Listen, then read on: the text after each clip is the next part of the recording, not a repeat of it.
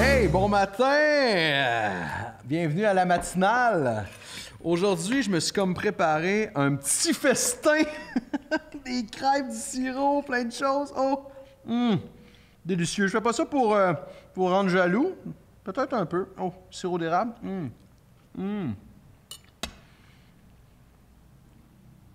Délicieux. Moi, je m'ennuie de quelque chose. Je m'ennuie d'aller chez mes parents. Parce que quand je vais chez mes parents, je le sais qu'il va y avoir un festin.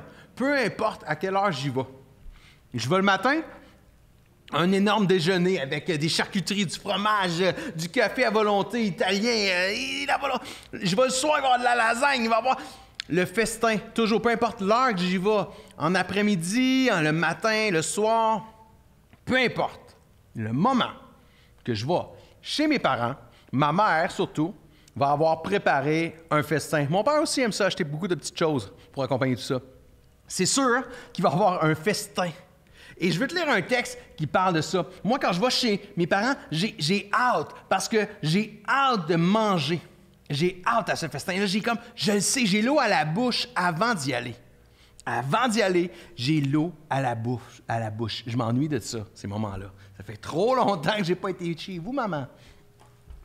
Laisse-moi te lire un psaume, le psaume 63, au versets 5 et 6.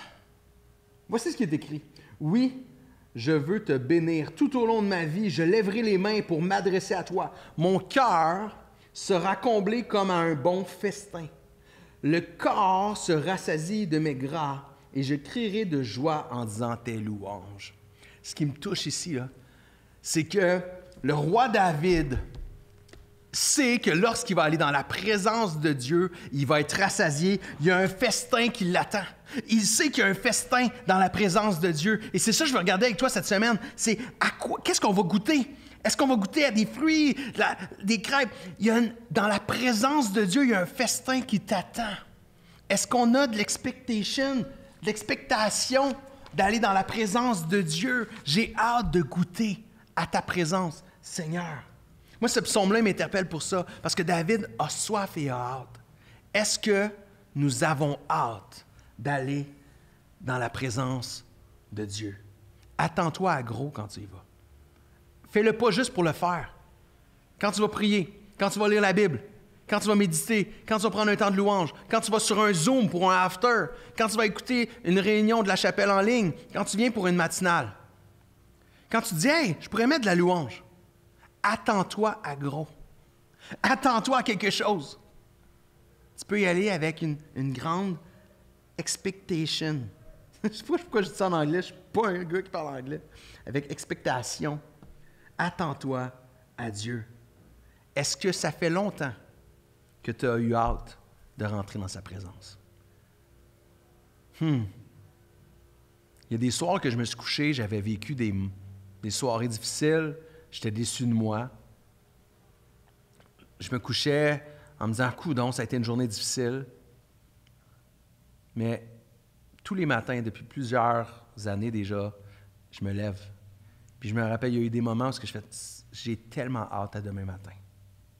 Parce que demain matin, en me réveillant, il n'y aura plus un autre bruit et je vais aller dans la présence de Dieu.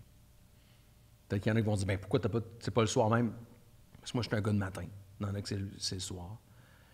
Mais je sais que quand je vais dans la présence de Dieu, ça change tout. Ça change tout. J'ai hâte de goûter ce festin-là. J'ai hâte de le manger. Mais attends-toi à Dieu. J'aimerais ça que tu aies donné le goût de dire, comme David, il y a un festin qui m'attend. J'ai le désir de te rencontrer, Seigneur. Alors cette semaine, à tous les jours, je vais te parler d'une chose que tu peux goûter dans les présences de Dieu. Bonne journée.